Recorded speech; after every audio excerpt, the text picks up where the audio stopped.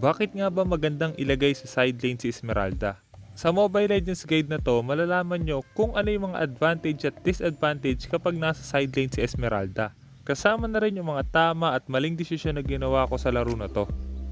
Sa mga gusto sumali sa ating giveaway, hit nyo lang yung like, share at subscribe. Tapos i-comment nyo yung ID number nyo tsaka in-game name.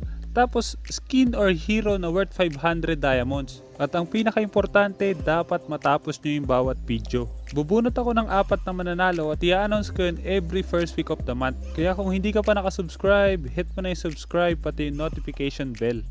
Okay, let's go! Sa laro na to, ito yung gamit kong emblem.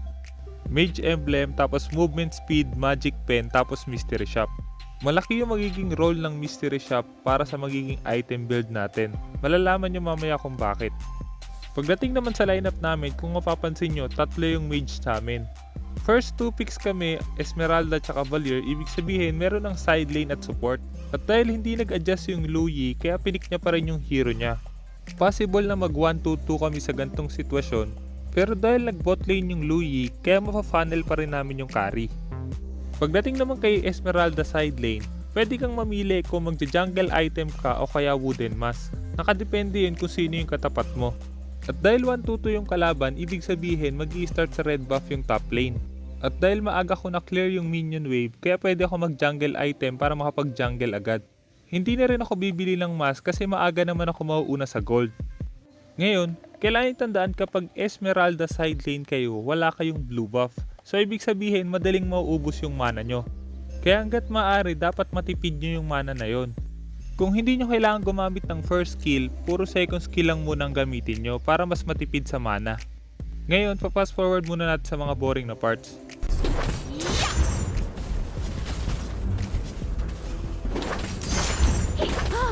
The stars are my beacon. Try to keep up, if you can. Request backup.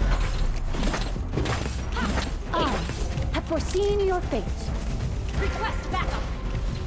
Launch attack. Dito, mapapansin nyo, pwede ko sanang kunin muna yung jungle creep sa baba habang hinihintay ko maklear nila yung minions. Pero dahil masyado silang mabilis mag-clear, kaya unahin ko na muna yung minions. Initiate retreat. No secret is safe from me. Request backup. You don't want to dance?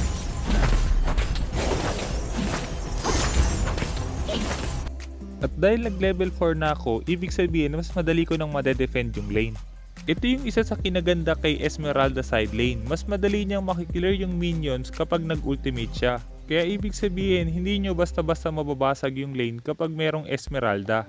At kung mapapansin nyo dito, lahat ng kakampi ko nasa mid lane, tapos walang jungle creeps na pwedeng kunin, kaya mas pinili kong umuwi muna.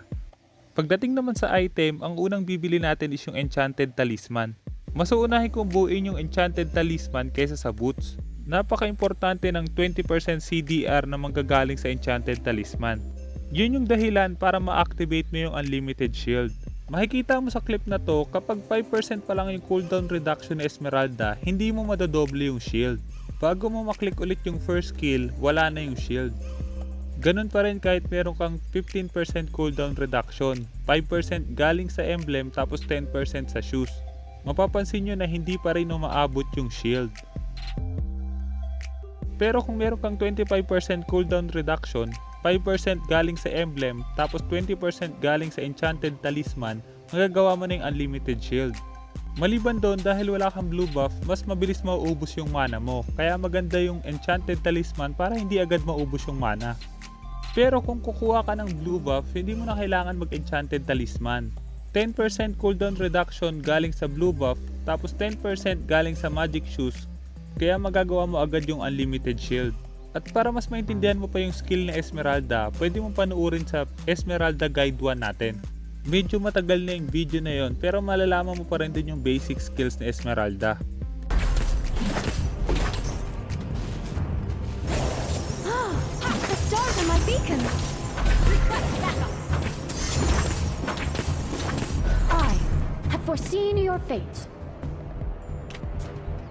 Dito makikita nyo, susubukan na ulit i-push ng Kimi tsaka ng Akai yung top lane. At gaya na nga ng sabi ko kanina, madaling madedefend ni Esmeralda yon.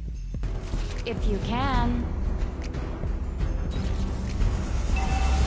Bago natin ituloy yung video, gusto ko munang i-shoutout sina Reiko, Rain, Reynaldo, Dioquinho at Kierol Almario. Kung sinong unang tatlong magko-comment sa bawat video, siya yung i-shoutout ko next video. Kaya kung hindi ka pa nakasubscribe, hit mo na yung subscribe pati yung notification bell.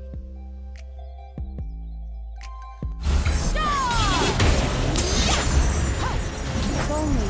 You have slain an enemy. Plano kong hindi nahabulin yung Kimi dito, pero napakaganda ng gagawin ng Kufra. Dahil sa nahuli niya si Kimi, kaya dapat bumakap pa ako doon. At dahil napatay namin yung top lane, ibig sabihin pwede na kami bumasag dito. Sunod na kailangan tandaan, bilang Esmeralda side lane, dapat ma-pressure nyo yung lane na to. Hanggat maaari, dapat nakaabante yung creeps nyo sa lane na to para pumupunta yung kalaban dito. Maliban doon, mapapansin nyo top boots na yung binili ko, hindi ko na kailangan ng cooldown reduction. Dahil karamihan sa kalaban is more on magic damage, kaya top boots yung pinili ko. Maliban doon, maganda rin yun para mabawasan yung crowd control skills ng kalaban. Ito yung full item build natin sa laro na to. Ito yung dahilan kung bakit nag-mystery shop tayo para mas mabilis natin mabuo yung items na to, lalo na yung enchanted talisman. Pwede mo palitan yung boots depende kung ano yung kalaban mo, tapos pwede mo rin palitan yung huling item ng defensive item depende sa sitwasyon. Ngayon ang trabaho natin dito is i-pressure yung top lane. Initiate retreat. I have foreseen Launch your attack. fate.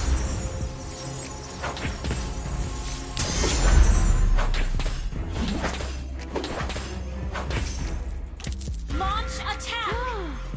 The stars are my beacon. An enemy has been slain. Dito, plano kong bumakap sa mid lane. Pero dahil napatay na nila yung target nila, kaya sinubukan ko na lang agawin yung red buff ng Kimi. Maliban doon, mapapansin nyo na open na rin yung turtle. At dahil naka-pressure yung top lane, kaya mas madali akong makakatulong sa pagkuha ng turtle. Request backup. Try to keep up if you can. An ally. Pagtapos namin makuha yung turtle, kailangan kong bumalik ulit sa top lane para i-pressure ulit yung lane na yon. Pero bago ko pumunta doon, i-clear ko muna yung mid lane kasi nasa red buff pa naman yung carry. Ang hindi ko lang nagustuhan dito is yung rotation ng Kufra. Dahil sa side lane ako na dapat ang mag-clear sa top lane. Mas maganda kung sa bottom lane siya nag-rotate. Dahil sa pwede nilang kunin yung bottom lane tower, mas maganda kung nandoon siya. At dahil wala nga siya doon, kaya ito yung mangyayari sa bottom lane. Try to keep up if you can. An enemy has been slain. An ally has been slain. Your team destroyed a turret. If only I could forget the past. An ally has been slain. 2 for 1 yung naging trade sa bot lane, pero lalo nang umiyak yung Kadja ng kalaban. Pero maliban doon, isa pang kailangang tandaan bilang side lane, kapag nasa bottom lane yung mga kakampi nyo, ibig sabihin kayo dapat yung mag-defend ng mid lane. Mas importante na i-defend nyo yung mid lane kaysa mag-jungle creeps. Kaya bago kayo mag-jungle creeps, kailangan tignan nyo muna kung nasan yung mga kakampi nyo. An enemy has been slain. If only I could forget the past. Request backup. I have foreseen your fate. Launch attack. Nothing compared to my belief. Dito mapapansin nyo parating na yung Kadja tsaka Kimi. Alam ko na hahatake na ako ng Kadja pero dahil malaki yung stack ng shield ko kaya okay lang. Ang hindi ko lang in-expect dito is nakadurance na pala yung Kimi. An enemy has been slain. Killing spree. Try to keep up. Your team destroyed a turret. Kung mapapansin nyo sa item build, nakadurance yung Kimi tapos nag-fleeting time agad yung Kadja. Mas okay sana yan kung yung Kadja na lang yung nag-durance tapos nag-damage item na lang agad yung Kimi. Maliban doon, mapapansin nyo rin na yung pinakamaingay sa kanila, yun yung 05. Siya yung feeding sa kanila. Kung mas nag-focus na lang siya sa laro kaysa sa galaw ng kakampi niya, mas magiging maayos sana yung laro niya. Sa tingin ko kahit papano okay naman yung galaw ng kakampi niya kasi bihira naman silang mamatay. Pero kung nagpa-apekto sila sa Kaja, lalong masisira yung laro nila. You still want to dance? Ally has been slain. You have slain an enemy. Killing spree. Yeah.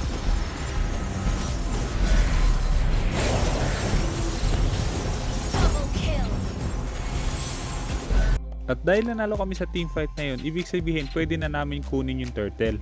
At dahil wala namang magko-contest at alam kong kaya ng kunin ng carry yun, kaya mas pinili kong dumiretso na agad sa lane. Ang mali lang sa ginawa ko dito, dapat binasag ko na agad yung top lane. Hindi ko dapat inuna yung mga jungle creeps.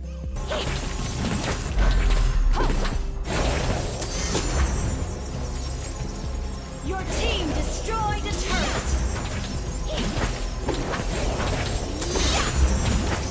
Unstoppable.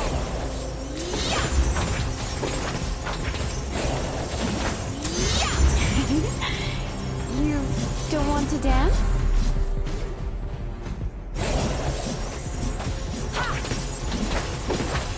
Death. Your team destroyed a turret.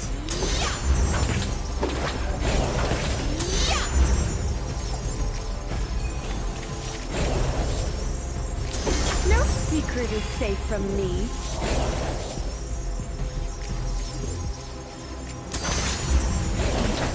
Launch attack. You don't want to dance?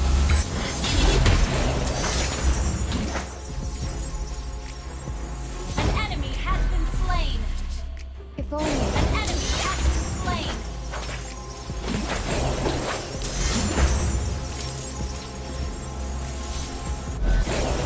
I have foreseen your fate.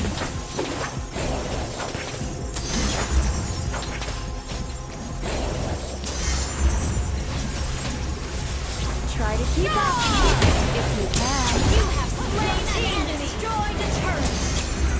Double kill. An enemy has been slain. Death is nothing compared to my belief.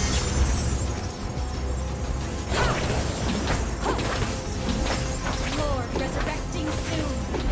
Shut down. You destroyed a turret.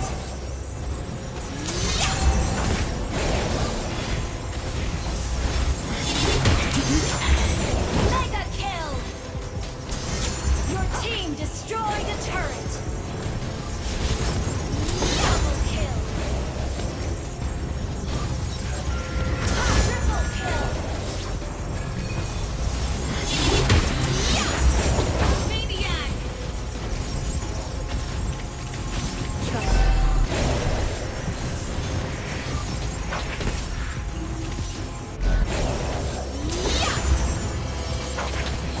Sana marami kang natutunan sa laro na yon. At kung meron kang guide na gusto mo ipagawa, i-comment mo lang sa baba at susubukan kong gumawa ng guide tungkol doon.